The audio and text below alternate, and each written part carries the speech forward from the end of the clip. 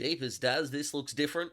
Yeah, it does, and I'm going to talk about it in just a second. But there is something at the AFL that is going on that has remained the exact same way for a very long time, and it needs to be discussed. Welcome to the new age of Daz Talks Footy. Let's go.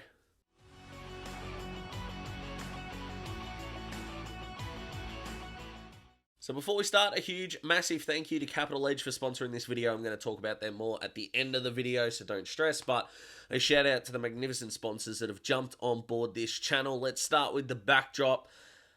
I received my first ever payment from YouTube. I also just hit 100,000 channel views from across the channel, with this year's total already surpassing the entirety of 2022.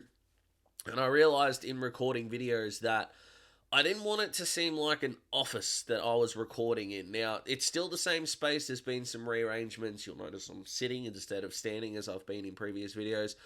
But I did want to bring an element of professionalism into this now that I am making money for it. Now that I've launched my Patreon, getting sponsors on board, there does need to be an upgrade in the channel. And this is just the first step, with hopefully plenty more awesome things to come. I'll be playing around with the lights behind me. So comment below, let me know what you think, and a massive thank you to everyone that is making the dream come true.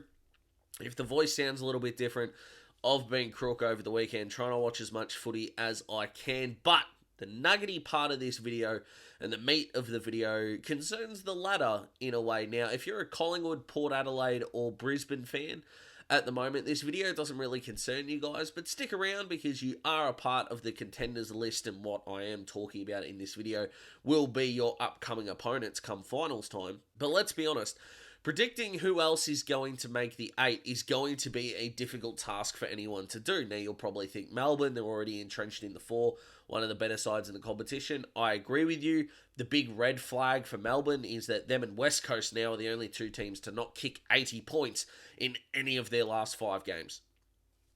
Can't win the flag if you can't score. But in terms of making finals, I'll probably agree with you. But the gap between 5th and 14th on the ladder is 2 games. 2 games with 8 or 9 to go. Extraordinary. But whoever makes the 8, and we need to admit this to ourselves, isn't whoever's in the best form, but it's whoever has the best fixture. Now, I know that sounds condescending is probably not the word that I'm looking for, but maybe flippant in a way. But let's be honest, in what is such an equal competition at the moment, again, 10 teams, 2 games off each other, that's great.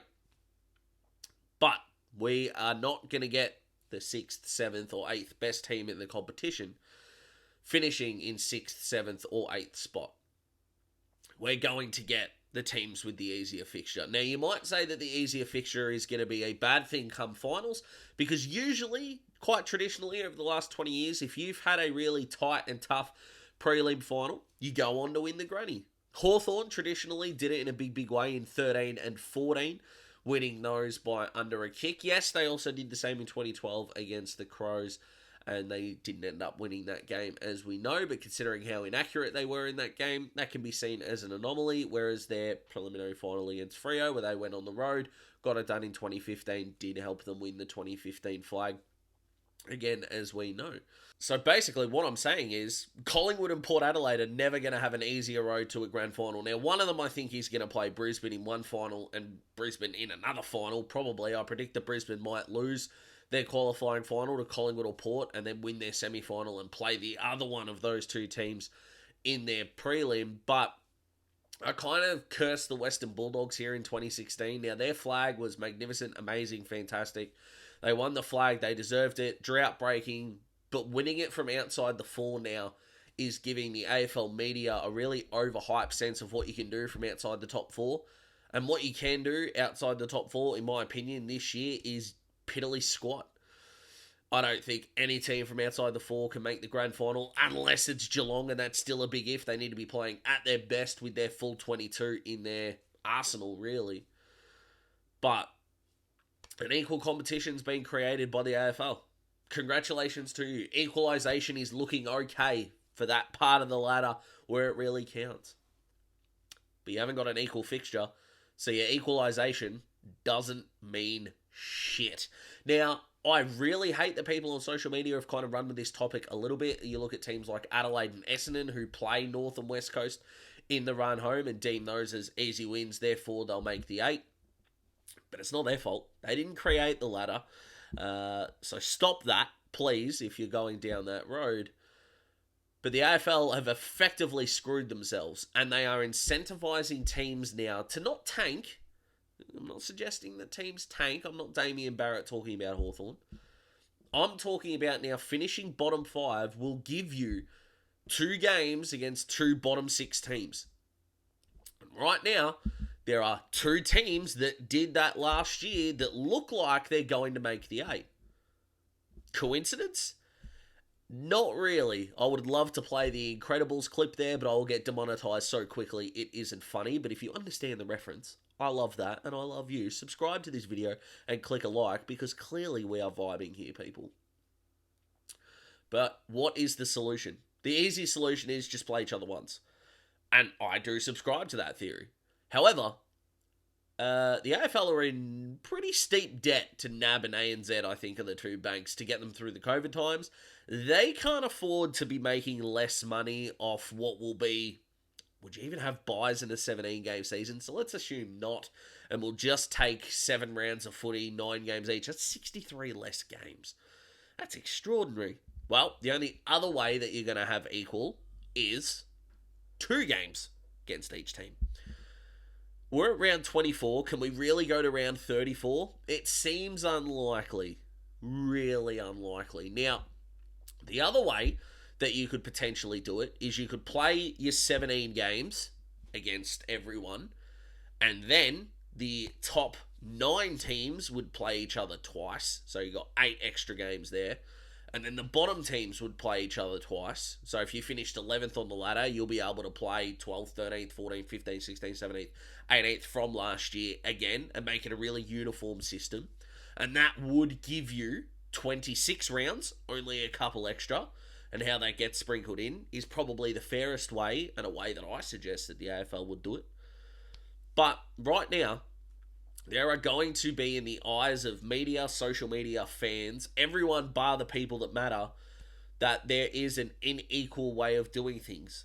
So, who makes the 8? You've definitely got your Collingwood, your Port, your Brisbane, probably your Melbourne. And at this stage, you would probably have to put Adelaide and Essendon in there, even though the Bombers lost on the weekend. Sides like St Kilda, Gold Coast, Richmond, Geelong even, no guarantees to get there, but plenty of games at GMHBA Stadium. Who knows? You are throwing your hat in the ring.